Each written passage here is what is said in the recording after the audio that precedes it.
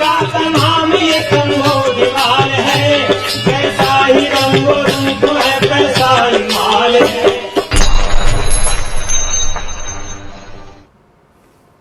नमस्कार, मैं हूं शुभम शंकधर। आप देख रहे हैं मनी 9। समय हो गया है आपके favourite prime time show money central का। मेरे साथ स्टूडियो में हर रोज की तरह मनी 9 के एडिटर अंशुमान तिवारी जी जुड़ गए हैं। सर, बहुत स्वागत है आपका।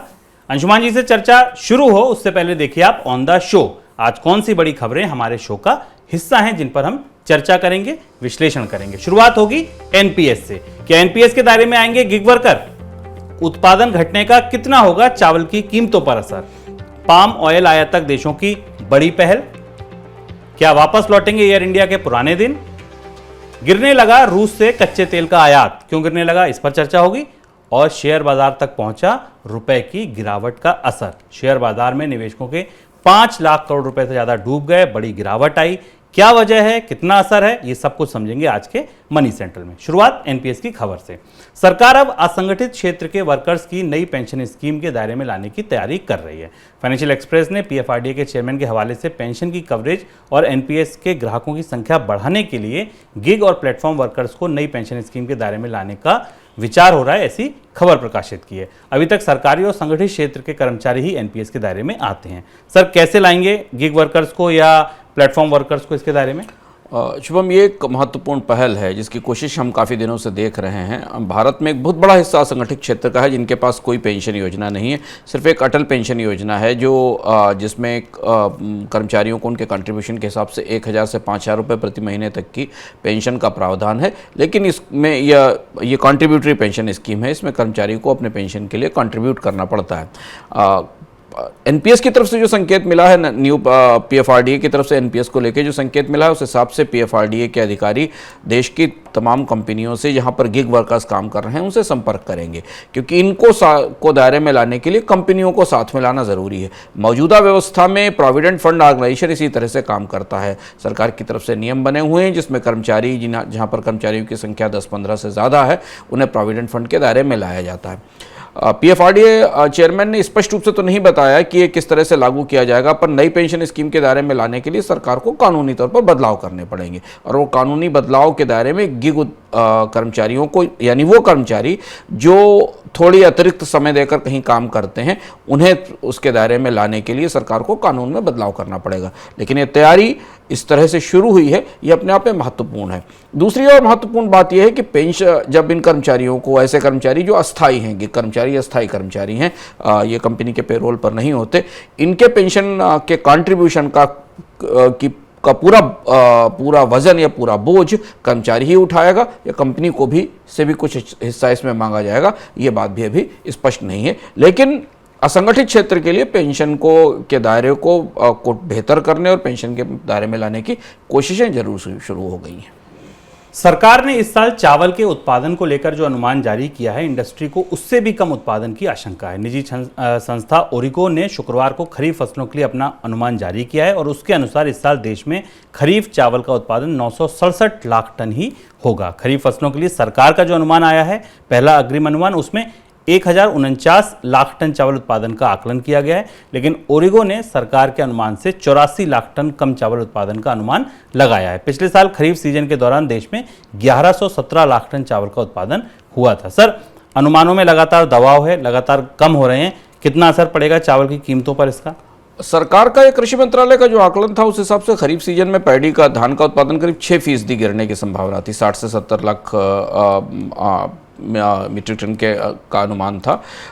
लेकिन अब जो नए अनुमान आ रहे हैं, जो संशोधित रूप से आ रहे हैं, और इसके पीछे दो बड़ी वजह है कि एक बड़ा हिस्सा मानसून का सूखे में निकल गया और अब एक बड़ा हिस्सा मानसून का लेट रेंस में या बाढ़ में निकल रहा है। इस साल का मानसून पिछले कई वर्षों में सबसे ज़्यादा असंतुलित मानसून के तौर पर सामने आया है। इसमें जो महत्वपूर्ण बात देखने वाली ये है कि भारतीय बाजार में ब्रोकन राइस के निर्यात को रोकने के बाद भी चावलों की कीमत पर कोई असर नहीं पड़ा है। चावल की कीमतें लगातार बढ़ी हैं। करीब एक महीने में इनमें हमने थोक बाजारों में 2.46% की बढ़ोतरी देखी है और पिछले साल से देखें तो लगभग 9%, 8.67% कीमतें चावल की ज़्यादा हैं।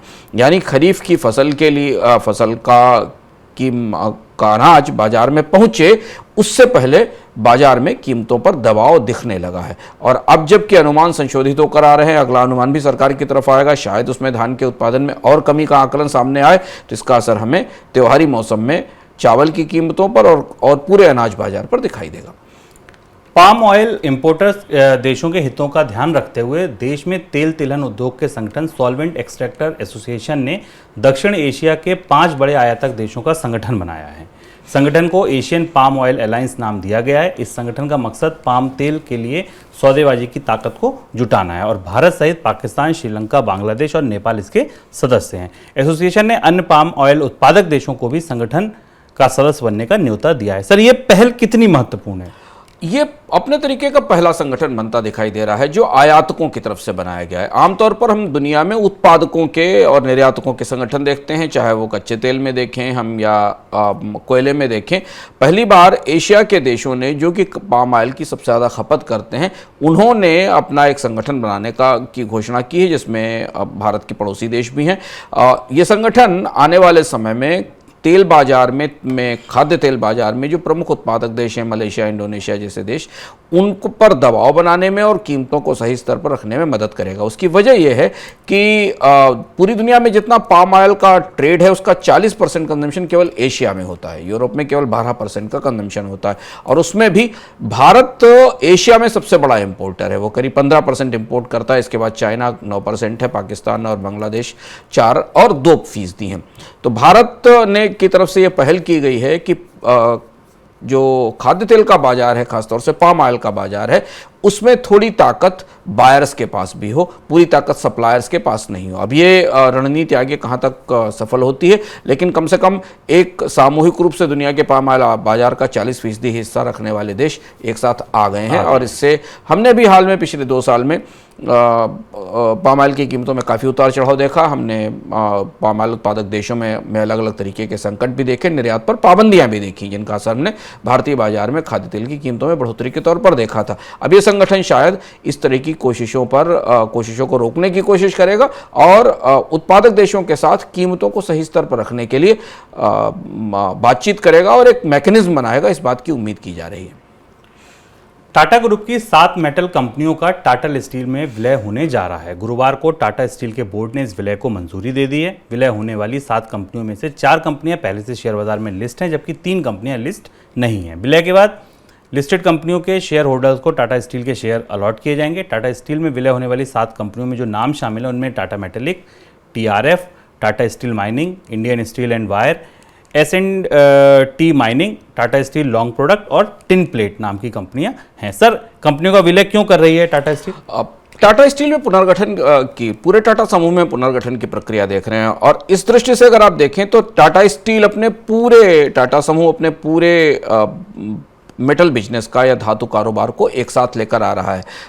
ज़्यादातर इसमें ऐसी कंपनियां हैं जो टाटा स्टील के साथ या तो सप्लायर हैं या टाटा स्टील की आपूर्ति करता है या टाटा स्टील से कच्चा माल खरीदती हैं, जिनमें कि टाटा स्टील लॉन्ग प्रोडक्ट पुरानी कंपनी है, जिसमें टाटा मेटलिक्स है, इसमें Tata Indian steel and wire product है। ये कंपनियां टाटा स्टील के समूह का या टाटा स्टील के अपने के उत्पादों से जुड़े हुए या तो फॉरवर्ड इंटीग्रेशन या बैकवर्ड इंटीग्रेशन का हिस्सा है। तो इस विलय के साथ भारत में मेटल सेक्टर में एक बड़ी कंपनी निकलकर सामने आएगी। अब वक्त हो गया मनी 9 की स्पेशल रिपोर्ट का। आज की स्पेशल रिपोर्ट है एयर इंडिया पर। क्या एयर इंडिया के पुराने दिन वापस लौटेंगे? ऐसा इसलिए क्योंकि उसके कायाकल्प के लिए एक पूरा प्लान आया। इसके साथ और सारी भी योजनाएं, क्या योजनाएं हैं, कितनी तैयारी है, देखिए इस मनी 9 की स्पेशल रिपोर्ट में। क्या एयर इंडिया के पुराने दिन फिर वापस लौटेंगे? क्या एयर इंडिया एक बार फिर एविएशन के आकाश का चमकता हुआ सितारा बनेगी? ये कयास यूं ही नहीं है, इन चर्चाओं का मौका भी है और दस्तूर भी। एक तरफ जब एविएशन क्षेत्र की बड़ी कंपनियां लड़खड़ा रही हैं, ठीक उसी समय टाटा समूह ने एयर इंडिया को खरीदने के बाद इसके कायाकल्प का नया प्लान विहान.ai लॉन्च किया है। लक्ष्य स्पष्ट है, अगले 5 वर्षों में बाजार में हिस्सेदारी बढ़ाकर 30% करनी है। ये अभी 8.4% है। उड़ान भरने के लिए योजनाएं भी तैयार हैं। कंपनी जल्द करीब 200 छोटे A320 नियो जेट और बड़े विमानों का ऑर्डर दे सकती है। इन विमानों की डिलीवरी अगले साल से शुरू हो जाएगी। विमान के अंदर की बेसिक सुविधाएं जैसे केबिन को मजबूत, सीटों को आरामदायक बनना जैसी योजनाओं पर काम होगा। उड़ानों का सही टाइम टेबल पर संचालन करना भी इस प्लानिंग का हिस्सा है। ग्रोथ को बढ़ावा देने के लिए $4 अरब की राशि जुटाने की भी योजना है। एक और योजना चर्चा में है, एयर इंडिया, विस्तारा और एयर एशिया के कारोबार के मेगा मर्जर की तैयारी। मेगा मर्जर की शुरुआत एयर एशिया इंडिया और एयर इंडिया एक्सप्रेस के विलय के साथ हो सकती है, जो अगले 12 महीने में पूरा हो सकता है। एयर इंडिया ने एयर एशिया से एयर एशिया इंडिया की 16.33% हिस्सेदारी $3 करोड़ में खरीदने का फैसला लिया है। दूसरे चरण में विस्तारा के कारोबार को एयर इंडिया के साथ जोड़ा जाएगा। कारोबार के कंसोलिडेशन या मेगा मर्जर की प्रक्रिया 2024 तक पूरी हो सकती है। विस्तारा में टाटा समूह और सिंगापुर इंटरनेशनल एयरलाइंस के साथ संयुक्त उपक्रम यानी ज्वाइंट वेंचर है। इसमें टाटा समूह की 51% हिस्सेदारी है।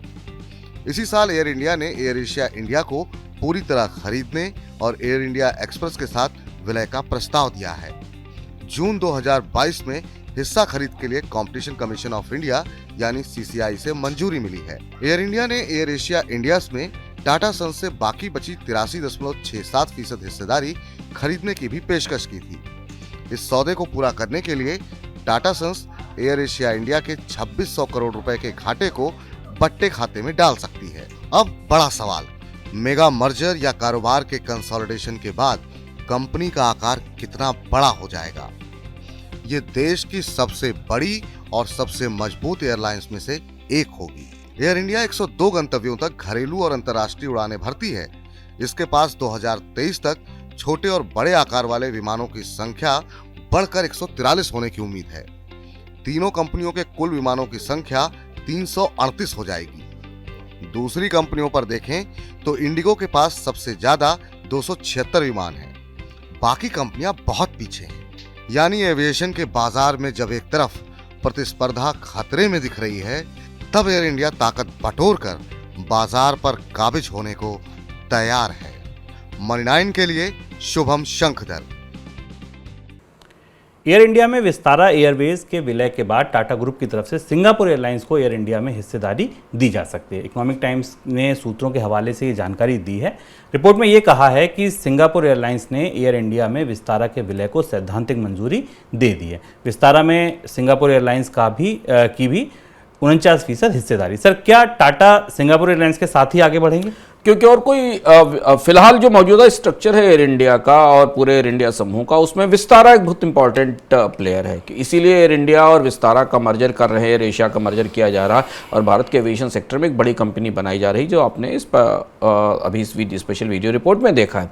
सिंगापुर एयरलाइंस और विस्तारा, सिंगापुर एयरलाइंस और टाटा समूह का जो संयुक्त उपक्रम था वही विस्तारा है, जिसमें कि 49% हिस्सेदारी सिंगापुर एयरलाइंस के पास पहले से है। सिंगापुर एयरलाइंस भारत में टाटा समूह की एविएशन योजनाओं के साथ काफी पहले से जुड़ी हुई है। इससे पहले भी करीब 12 साल पहले जब सरकार ने एयर इंडिया के निजीकरण की कोशिशें की थी, उस समय भी सिंगापुर एयरलाइंस और टाटा ने सामूहिक रूप से इसे लेने की कोशिश की थी। हालांकि वो पूरा प्रयास बाद में आगे नहीं बढ़ सका। अब जबकि एयर इंडिया टाटा समूह के पास पहुंच गई है, 2 और एयरलाइंस टाटा समूह के पास पहले से मौजूद हैं, विस्तारा और एयर एशिया, तो अभी एक बड़ा कांग्लोमरेट बनकर सामने आएगा। और ऐसा समझा जा रहा है कि सिंगापुर एयरलाइंस विस्तारा में 49% कुटी रखने के कारण इस नई कंपनी में भी हिस्सेदार होगी ही। और इस मामले में टाटा समूह और सिंगापुर एयरलाइंस के बीच में बातचीत भी हो चुकी है। इस भागीदारी के साथ सिंगापुर एयरलाइंस परोक्ष रूप से भारत के बाजार में पहली ऐसी बड़ी अंतर्राष्ट्रीय एयरलाइंस होगी जो परोक्ष रूप से सक्रिय होगी, क्योंकि भारत में इससे पहले कुछ एयरलाइंस आई थी, उन्होंने निवेश भी किए थे, वो बाहर गई थी। ये देखना दिलचस्प होगा कि विस्तारा में 49% हिस्सेदारी रखने वाली सिंगापुर की एयरलाइंस को टाटा समूह इस नए उपक्रम में कितना हिस्सा देता है, और उस हिस्से के आधार पर टाटा समूह और सिंगापुर एयरलाइंस के बीच में तमाम तरीके के तकनीकी और निवेश के जो समझौते होंगे वो सामने दिखाई देंगे। लेकिन धीमे धीमे भारत के एविएशन स्पेस में एयर इंडिया के विलय के बाद एक नई कंपनी का, एक नए बड़े समूह का उदय तो शुरू हो ही गया है। रूस से क्रूड ऑयल इंपोर्ट का आयात भारत में घटने लगा है। रूस से आने वाले तेल मिडिल ईस्ट के तेल की तुलना में $5 से $7 महंगा पड़ रहा है। हाल के महीनों में रूसी कच्चे तेल का भारत बड़ा खरीदार बनकर उभरा था। वैश्विक बाजार में जब कच्चे तेल का भाव $100 के ऊपर था, तब रूस की तरफ से भारत को तेल खरीदारी में डिस्काउंट भी दिया जा रहा था। सर, रूस से तेल का आयात अचानक क्यों गिरने लगा? तेल के बाजार में खासतौर से रूस से आने वाले तेल के बाजार में पिछले दिनों में लगातार कई घटनाक्रम हो रहे हैं, जिनको हम करीब से मनी सेंट्रल में आपको बता रहे हैं। इस समय जो सबसे बड़ी चुनौती है रूस से, खासतौर से रूस के सुदूर पूर्व से आने वाला जो ESOP तेल है, जिसका ESPO तेल है, जिसका इस्तेमाल भारत करता है और जिसके आधार पर भारत ने सस्ता कच्चा तेल आयात किया था, उसे लाने में सबसे बड़ी समस्या शिपिंग फ्रेट्स बढ़ने का है। करीब करीब शिपिंग फ्रेट्स इस समय $5 से $7 पर बैरल कॉस्टली हो चुके हैं और ये एक किस्म से बाजार की तैयारी है दिसंबर से आने वाले प्रतिबंध की। शिपिंग कंपनियां ये एक्सपेक्ट कर रही हैं कि दिसंबर से प्रतिबंध लगेगा, रूस का तेल बाजार में आने के लिए उन्हें कई तरह के नियमों शर्तों से गुजरना पड़ेगा, इंश्योरेंस की शर्तें बदलेंगी और इसका असर हमें तात्कालिक तौर पर टैंकर्स की सप्लाई पर दिखाई दे रहा है। दूसरी और बड़ी बात जिस पर हमने चर्चा की थी कि चूंकि यूरोप के देश सर्दियों की तैयारी कर रहे हैं और रूस से आने वाला तेल बंद हो चुका है, तो शिपिंग और टैंकर्स की डिमांड इस समय इतनी ज़्यादा है, जिसके कारण भारत को सस्ता होने के बावजूद भी रूस का कच्चा तेल सस्ता नहीं पड़ रहा है। इसकी तुलना में भारत के लिए समय की दृष्टि से भी और लागत की दृष्टि से भी मध्य पूर्व के देशों का यानी ओपेक देशों का तेल ज़्यादा मुफीद और कॉस्ट इफेक्टिव है और इसलिए मई की तुलना में, जून की तुलना में भारत के ऑयल इंपोर्ट की तस्वीर बदलने लगी है और अब वापस जो पुराने आपूर्तिकर्ता हैं सऊदी अरब और ओपेक देश हैं, वो देश भारत के कच्चा तेल आयात करने वाले प्रमुख देशों में ऊपर आ गए हैं।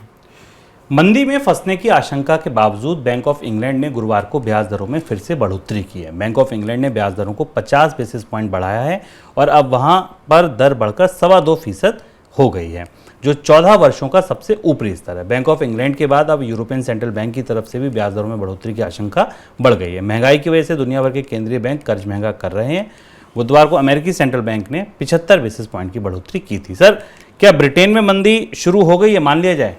अगर आप बैंक ऑफ इंग्लैंड की कल की घोषणा और इससे पहले जो आए हुए तमाम अलग अलग ऑब्जर्वेशन हैं उनको पढ़ें तो ये समझ में आता है कि ब्रिटेन की अर्थव्यवस्था, यूके की अर्थव्यवस्था मंदी में प्रवेश कर चुकी है। बैंक ऑफ इंग्लैंड ने 40 साल की सबसे बड़ी रेट हाइक की, महंगाई की दर और बाकी प्रमुख आंकड़े, चाहे आप मैन्युफैक्चरिंग इंडेक्स महंगाई की दर काफ़ी ऊंची है और मैन्युफैक्चरिंग के दोनों इंडेक्स, सर्विसेज और प्रोडक्शन के इंडेक्स जो 50% का बेंचमार्क है उससे नीचे बने हुए हैं, यानी मंदी की तरफ बढ़े हुए हैं। हालांकि स्पष्ट रूप से अभी बैंक ऑफ इंग्लैंड ने ब्रिटेन की अर्थव्यवस्था के या इंग्लैंड की अर्थव्यवस्था के मंदी में पहुंचने का ऐलान नहीं किया है, लेकिन जो तस्वीर दिखाई दे रही है उस हिसाब से ऐसा लगता है कि पहला देश होगा यूरोप का जहां पर आधिकारिक रूप से ऑफिशियली मंदी अगले 2-3 महीनों में आ जाएगी और इसकी घोषणा भी करनी पड़ेगी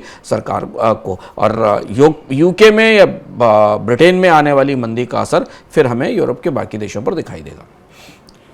इस बीच भारतीय करेंसी रुपए में भारी उठापटक का माहौल बना हुआ है। शुक्रवार सुबह डॉलर के मुकाबले रुपया 81 रुपये 23 पैसे के निचले स्तर तक चला गया, जो अब तक का सबसे निचला लेवल है। हालांकि इसके बाद रुपए में कुछ रिकवरी दिखी और डॉलर का भाव फिर से 81 रुपये के नीचे आ गया। माना जा रहा है कि रुपए में गिरावट को थामने के लिए शुक्रवार को रिजर्व बैंक की ओर से बाजार में डॉलर छोड़ा गया है। सर, रिजर्व बैंक का हस्तक्षेप रुपए की गिरावट को कितना रोक पाएगा? रिजर्व बैंक का हस्तक्षेप बढ़ते बढ़ते मुझे 2008 के बाद विदेशी मुद्रा भंडार की दृष्टि से सबसे बड़ा हस्तक्षेप हो चुका है। करीब $80 बिलियन विदेशी मुद्रा भंडार से निकलकर डॉलर को रुपए को बचाने में लगाया जा चुका है। इसमें शुभ में एक और महत्वपूर्ण ट्रेंड देखने वाला है कि जुलाई के बाद सबसे ज़्यादा पैसा रिजर्व बैंक ने डॉलर को बचाने में छोड़ा है। यानी जुलाई अगस्त सितंबर में रिजर्व बैंक पर इस बात का दबाव सबसे ज़्यादा रहा है, चाहे वो राजनीतिक रूप से हो या केंद्र सरकार की तरफ से हो, कि रुपए को डॉलर को 80 रुपये से नीचे नहीं जाने दिया जाए। इसलिए करीब $29 बिलियन के आसपास की कमी विदेशी मुद्रा भंडार में रुपए को बचाने की वजह से इसी दौरान आई है। और पिछले महीने भी, अगस्त के महीने में भी बड़े पैमाने पर हस्तक्षेप करना पड़ा। और आज भी हमने बाजार में देखा कि बाजार में रुपया जब 81 का स्तर पार करके 20-25 पैसे नीचे गया तो रिजर्व बैंक की तरफ से इंटरवेंशन आया। लेकिन मौजूदा हालात में विदेशी मुद्रा भंडार में जिसकी गिरावट है 7-8-9 महीने के न्यूनतम स्तर पर है, और जब डॉलर की मजबूती की ट्रेजेक्टरी साफ हो चुकी है। आज डॉलर इंडेक्स 112 अंकों के रिकॉर्ड स्तर पर था और ये माना जा रहा है कि डॉलर इंडेक्स 115 तक जाएगा। तो रिजर्व बैंक को भी ये पता है कि वो एक सीमा से अधिक बाजार में दखल नहीं कर सकता और अब वही दुविधा शुरू होती है रुपए को लेकर कि विदेशी मुद्रा भंडार का जितना इस्तेमाल रुपए को बचाने में किया जाएगा, रुपया अगले एक झटके में फिर उतना ही कमजोर होता चला जाएगा। और ये बात भले ही रिजर्व बैंक और सरकार के भीतर चर्चाओं में अलग अलग तरह से की जा रही, पर बाजार, जो शेयर बाजार है, वित्तीय बाजार है, वो इसे करीब से समझने की कोशिश कर रहा है। और कमजोर होते रुपए के कारण भारत का चूंकि आयात बिल लगातार बढ़ेगा आने वाले समय में, विदेशी मुद्रा भंडार में कमी के कारण, महंगे आयात के कारण, चालू खाते के घाटे में बढ़ोतरी के कारण पूरा का पूरा जो फॉरेन एक्सचेंज का मैकेनिज्म है, पूरा स्ट्रक्चर है, उस पर गहरा दबाव है। वो दबाव हमें अभी रुपए में दिखाई दे रहा है और इसलिए आज भी हमने जब देखा कि रुपए में हस्तक्षेप भी हुआ, पर वही 81 के आसपास रुपया फिलहाल बना हुआ है और रिजर्व बैंक ने भी संभल कर हस्तक्षेप किया है। ये संभावना रिजर्व बैंक ने फिलहाल खत्म कर दी है कि रुपए को 80 से ऊपर लाना चाहता है, ऐसा दिखता है आज के हस्तक्षेप से। जैसा हम लोगों ने कल के कार्यक्रम में चर्चा भी की थी कि भारत को 80, 81 रुपये, 82 रुपये के डॉलर के साथ रहने की शायद आदत डालनी पड़ेगी। सर, एक इंपॉर्टेंट चीज़ ये आपने बताया, आरबीआई की बात, हस्तक्षेप करना, डॉलर छोड़ना। अगर हम सरकार की तरफ से देखें तो क्या सरकार कुछ कर सकती है रुपए की गिरावट को रोकने के लिए? प्रत्यक्ष रूप से सरकार सिर्फ दो ही चीजें कर सकती है। सरकार आयात का बिल कम करने की कोशिश कर सकती है, जिसका कि प्रभाव हम मनोवैज्ञानिक रूप से विदेशी मुद्रा भंडार पर रुपए की कीमत पर पड़ता है। आयात सस्ता करने की कोशिश कर सकती है, इंपोर्ट ड्यूटीज कम कर सकती है। इसके अलावा अभी फिलहाल सरकार के हाथ में तुरंत रुपए की गिरावट रोकने का कोई साधन नहीं है। और दूसरी चीज़ है कि जैसा हम लोगों ने एक इकोनॉमिकम में विस्तार से चर्चा भी की थी कि भारत में रुपए और की विनिमय दर को लेकर कोई स्पष्ट लक्ष्य नहीं है, कोई टारगेट नहीं। जैसे हम जीडीपी टारगेट करते हैं भारत में सरकार इन्फ्लेशन की रेट टारगेट करती है, भारत में सरकार बाकी और लक्ष्य रखती है, रुपए को बाजार के हवाले किया जाता है। अब इसमें जब भी कभी सरकारें हस्तक्षेप करना चाहती हैं और उनको लगता है कि राजनीतिक रूप से ये बड़ा दबाव का विषय हो गया है, तो वो रिजर्व बैंक से हस्तक्षेप करने को कहती है। पर अब ये 2008 और 2012-13 के हिसाब से अगर आप देखें तो ये साल, इसके बाद एक और साल ऐसा आया है जहां हस्तक्षेप की सीमाएं उन 2 सालों की तुलना में काफ़ी ज़्यादा आगे निकल चुकी हैं। और अब रिजर्व बैंक को रुपए की मजबूती लाने के लिए विदेशी मुद्रा भंडार का दरवाज़ा खोलने के बजाय कुछ दूसरी कोशिशें करनी होंगी कि उसे बाजार में ब्याज दरें बढ़ानी होगी।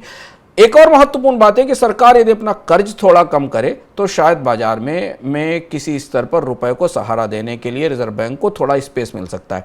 हम इस पर चर्चा कर चुके हैं कि बाजार में लिक्विडिटी का क्रंच रुपए को गिरने से बचाने की कोशिशों के कारण भी आया है, क्योंकि रिजर्व बैंक लगातार बैंकों को तरलता देने की कोशिश करता है और बाजार से डॉलर खींचते समय वो रुपया वापस ले लिया जाता है, जिसकी वजह से हमने शॉर्ट टर्म रेट्स जो बैंकों के बीच लेन देन में लगते हैं उनमें हमने तेज बढ़ोतरी देखी और अभी सिस्टम में लिक्विडिटी का क्रंच बना हुआ है। रिजर्व बैंक अपनी मॉनेटरी पॉलिसी में इस पर क्या कहेगा, इस पर सबकी निगाह भी रहेगी। सर, आज भारतीय शेयर बाजार में तेज गिरावट देखने को मिली। सेंसेक्स में 1000 पॉइंट से ज़्यादा की गिरावट आई। क्या आपको लगता है कि ये जो असर है ये रुपए की गिरावट का ही है जो वित्तीय बाजार तक पहुंच गया खिसक कर? रुपए की गिरावट का असर था। एशिया के हमें सारे बाजार गिरते दिखाई दिए, यूरोप का बाजार गिरता दिखाई दिया, क्योंकि कल फेडरल रिजर्व ने बहुत स्पष्ट रूप से दुनिया की अर्थव्यवस्था के लिए कम से कम अगले 12 से 14 महीनों का आकलन प्रस्तुत कर दिया। तो इसलिए अब भारतीय शेयर बाजार में वो वास्तविकता धीमे धीमे आ रही है कि भारतीय अर्थव्यवस्था की भी आर्थिक विकास दर 6.5% से ज्यादा नहीं रहनी। रुपए का दबाव भारत के लिए आयात आयात महंगा करेगा, यानी व्यापार घाटा बढ़ता रहेगा, चालू खाते का घाटा बढ़ता रहेगा।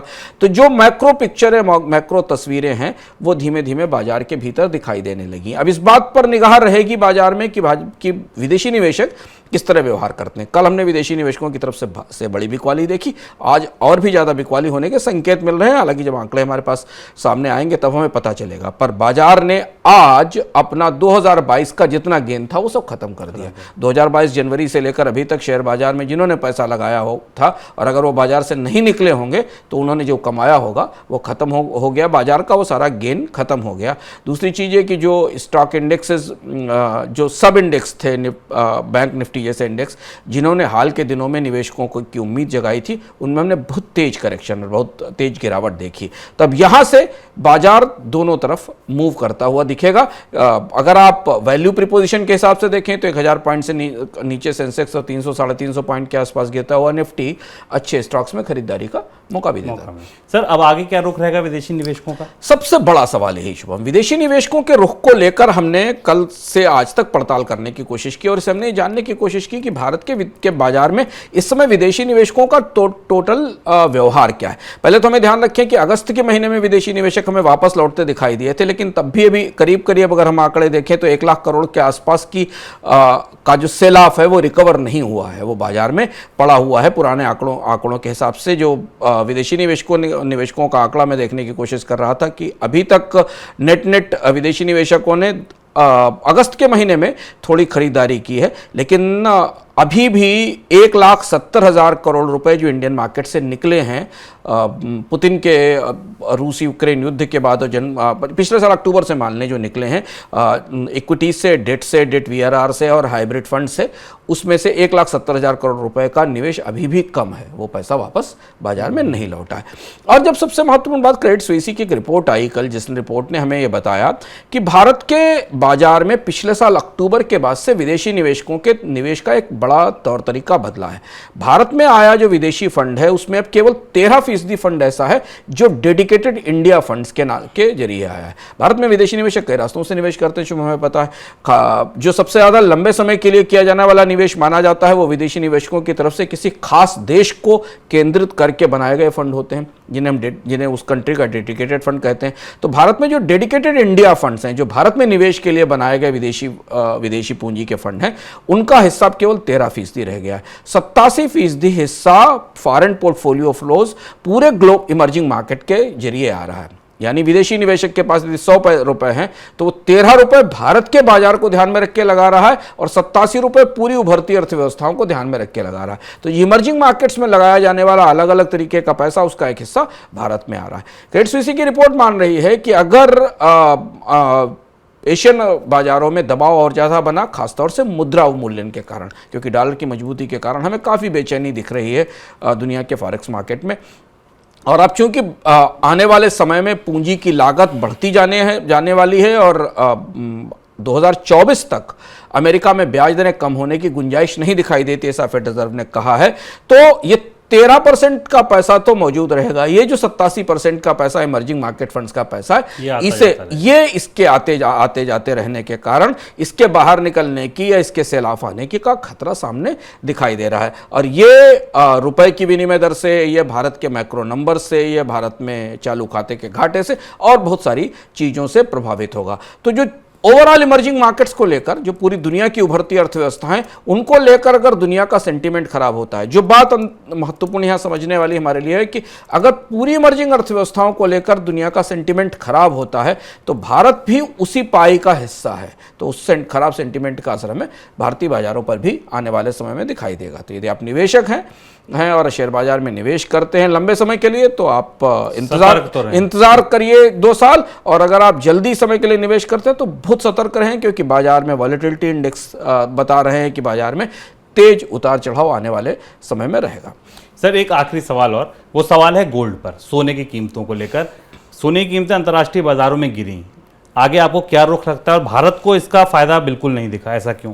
भारत के लिए, हालांकि भारत अंतर्राष्ट्रीय बाजार में सोने की कीमतें गिरी तो भारत के बाजार में भी गिरनी चाहिए थी, लेकिन नुकसान वही था कि रुपए की उतनी गिरावट हुई कि सोना भारतीय बाजार में उतना सस्ता नहीं हुआ। अभी हम उसी स्तर पर खड़े हुए हैं। लेकिन अगर सोने का चार्ट आप देखने की कोशिश करें तो दुनिया सोने के दूसरे सबसे बड़े ऐसे दशक की तरफ जा रही है जहां रिटर्न सबसे ज़्यादा खराब रहे। इससे पहला एक दौर हमने देखा था 1980 से 1990 के बीच में, जब अमेरिका में महंगाई आई थी और उसके बाद पॉल वोल्कर अध्यक्ष थे, अमेरिकन फेडरल रिजर्व के चेयरमैन थे, और वोल्कर एरा कहते हैं उसको। और अमेरिका में ब्याज दरों में तेज बढ़ोतरी हुई थी, डॉलर काफ़ी मजबूत हुआ था और डॉलर की मजबूती के कारण अमेरिकी अर्थव्यवस्था में भी कई तरीके की असंगतियाँ आई थी। उन असंगतियों का असर उस दौरान हमें दुनिया में सोने की कीमतों पर दिखाई दिया था। लगभग वैसी ही स्थिति हमें दिखाई दे रही है गोल्ड में का जो 10 साल का रिटर्न है वो अब लोएस्ट स्तर पर है अंतर्राष्ट्रीय बाजार में।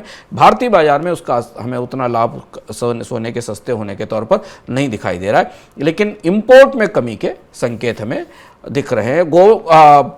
उस समय करीब 1980 से 1990 के बीच एवरेज गोल्ड ने का 10 साल का रिटर्न करीब 9.8% रहा था। बिल्कुल, तो ये है सोने की असली बात कि भाई अंतर्राष्ट्रीय बाजार में गिरेगा, लेकिन आपको भाव वही 50,000 के आसपास डोलता दिखेगा, क्योंकि रुपया भी उसी मुकाबले कमज़ोर हो रहा है। ये था हमारा आज का मनी सेंट्रल। पूरी उम्मीद है आपको पसंद आया होगा। अगली मुलाकात आपसे सोमवार को मनी सेंट्रल में, लेकिन उससे पहले आऊँगा रविवार को इकोनॉमिकम लेके अंशुमान जी के साथ। इकोनॉमिकम तो जुड़ी, पहले आपको एक जानकारी दे दूं, उसके बाद अंशुमान जी के पास चलते हैं ये जानने की इस हफ्ते इकोनॉमिकम में खास क्या है। आपको इस हफ्ते से YouTube पर पिछले हफ्ते वाला इकोनॉमिकम मिलेगा। जी हाँ, एक हफ्ते पुराना इकोनॉमिकम आपको इस हफ्ते से YouTube पर मिलेगा, लेकिन जो ताज़ा संस्करण होगा, नया संस्करण होगा, वो आपको मिलेगा Money9 के ऐप पर। तो अगर आपको इकोनॉमिकम नया संस्करण देखना है तो आपको Money9 का ऐप डाउनलोड करना है, तत्काल डाउनलोड कर लीजिए अगर आपने अब तक डाउनलोड नहीं किया है। सर, अब आप बताइए कि इस बार के इकोनॉमिकम में अर्थात में खास क्या है? इस बार का इकोनॉमिकम आप उन सारे लोगों के लिए देखना बहुत ज़रूरी है जो भारतीय अर्थव्यवस्था में स्टार्टअप्स की स्थिति, यहाँ जॉब कट्स को लेकर, इन कंपनियां बंद होने को लेकर, बायजूस की घाटों को लेकर, इन सारी चीज़ों को लेकर, इन खबरों को समझने की कोशिश कर रहे हैं। भारत की इंटरनेट इकोनॉमी में आखिर हो क्या रहा है? भारत के स्टॉक मार्केट में लिस्टेड स्टार्टअप शेयरों की कीमतें 30 से 50% क्यों टूट गई हैं? क्या भारत की इंटरनेट अर्थव्यवस्था उतनी ही सुहानी है जितनी संभावनाएं इसमें दिखाई जा रही हैं, या इस हकीकत का फसाना कुछ और भी है?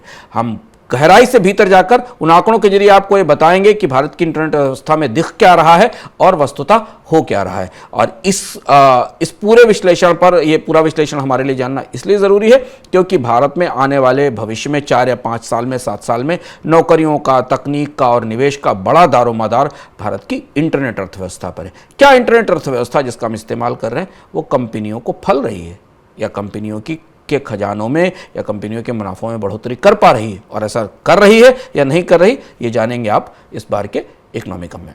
और जो पिछला इकोनॉमिकम था उसमें हमने बात की थी ऊर्जा की आत्मनिर्भरता पर, तो वो अगर आपको देखना है तो इस बार आप YouTube पर देख पाएंगे। लेकिन अगर आपको नया संस्करण देखना है जो अंशुमान जी ने अभी बताया, तो उसके लिए आपको Money9 का ऐप डाउनलोड करना होगा। फिलहाल दीजिए इजाजत, नमस्कार।